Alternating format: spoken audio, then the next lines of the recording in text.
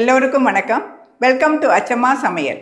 இன்றைக்கி அச்சம்மா உங்களுக்கு ஒரு ட்ரெடிஷ்னல் சாம்பார் ஈஸியாக எப்படி பண்ணுறதுன்னு செஞ்சு காட்ட போகிறேன். இந்த ட்ரெடிஷ்னல் சாம்பார் பண்ண தோரம்பருப்பும் பாசிப்பருப்பும் கலந்து 200 கிராம் எடுத்துருக்கேன். நான் தாளிக்கிறதுக்கு எண்ணெய் 2 டேபிள் ஸ்பூன், ஒரு நெல்லிக்காய் அளவு புளி, 2 தக்காளி, 2 கத்திரிக்காய், எல்லா காய்கறியும் சேர்ந்து ஒரு 250 கிராம் எடுத்திருக்கேன்.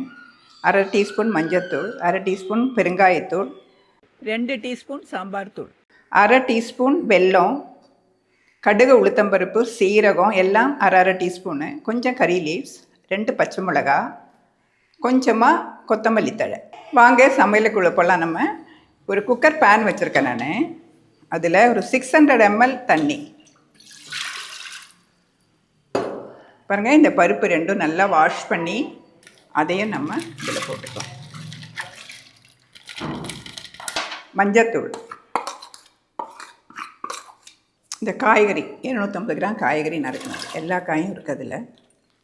தக்காளி, கத்திரிக்காய் கருக்குன்னு சொல்லிட்டு தண்ணியில் போட்டு வச்சுருக்கேன், அதையும் போட்டுக்கலாம். குக்கர் மூடிட்டு நல்ல ஸ்டீம் வந்தப்புறம் வெயிட் போட்டு 2 விசில். இப்போ பாருங்கள், நல்ல ஸ்டீம் வருது. இப்போ நம்ம வெயிட் போடலாம். வெயிட் போட்டு 2 விசில் வந்த உடனே கேஸ் ஆஃப் பண்ணிடலாம். 5 minutes later. இப்போ பாருங்கள், ஸ்டீம் ஃபுல்லாக கம்ப்ளீட்டாக போயிடுச்சு. பருப்பு காயெல்லாம் நல்லா வெந்துருச்சு. இப்போ நம்ம மறுபடியும் கேஸ் ஆன் பண்ணிவிட்டு பாருங்கள், நல்லா கிளறி விட்டுட்டு இப்போ நம்ம உப்பு போடலாம். தேவைக்கு உப்பு டேஸ்ட் பண்ணி தான் போடணும். நான் முதல்ல கொஞ்சம் உப்பு போடுறேன். இப்போ பாருங்கள், இந்த பருப்பும் இந்த காயெல்லாம் நல்லா வெந்துருச்சு. இப்போ நம்ம இதில் மசாலா சேர்க்கலாம். அந்த புளித்தண்ணியில் நான் 1 டீஸ்பூன் சாம்பார் தூளும், அந்த பெருங்காயத்தூள், வெல்லம் எல்லாமே அதில் போட்டு நல்லா மிக்ஸ் பண்ணிட்டேன். இப்போ நம்ம இதில் விட்டுடலாம்.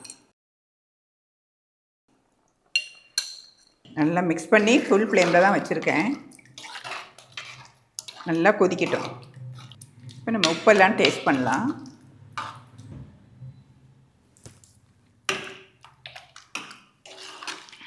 உப்பு புளிப்பு எல்லாம் கரெக்டாக இருக்குது. மூடி வச்சுட்டு நல்ல ஒரு கொதி வரட்டும். 5 minutes later.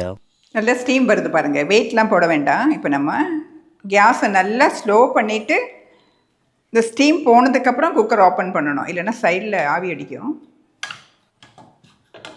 பொறுமையாக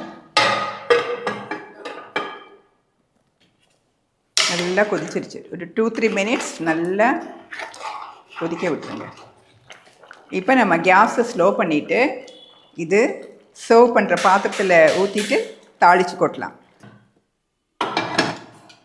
தாளிக்கிறதுக்கு நான் ஒரு பேன் வச்சுருக்கேன். 2 டேபிள் ஸ்பூன் ஆயில். நல்லா ஹீட் ஆகட்டும். எண்ணெய் நல்லா ஹீட் ஆகிடுச்சு. இப்போ இந்த கடுகு, உளுத்தம்பருப்பு, சீரகம், 2 வரமிளகா, கொஞ்சம் கறி லீவ்ஸ்,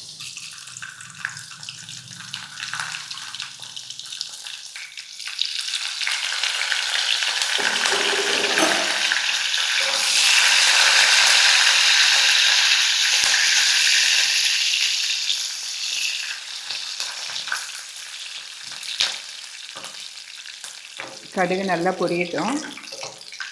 இப்போ நான் இதில் 1 டீஸ்பூன் சாம்பார் தூள் போடுறேன். கேஸ் ஆஃப் பண்ணிடுறேன். டக்குன்னு கேஸை ஆஃப் பண்ணிடணும். ஆஃப் பண்ணி நல்லா கிளறி விட்டுட்டு இப்போ இந்த தாளித்ததை நம்ம சாம்பார் மேலே ஊற்றிடலாம். இப்போ பாருங்கள், தாளித்து சாம்பாரை கொட்டிட்டேன். இப்போ நம்ம கொஞ்சம் கொத்தமல்லி தழை போடலாம் மேலே.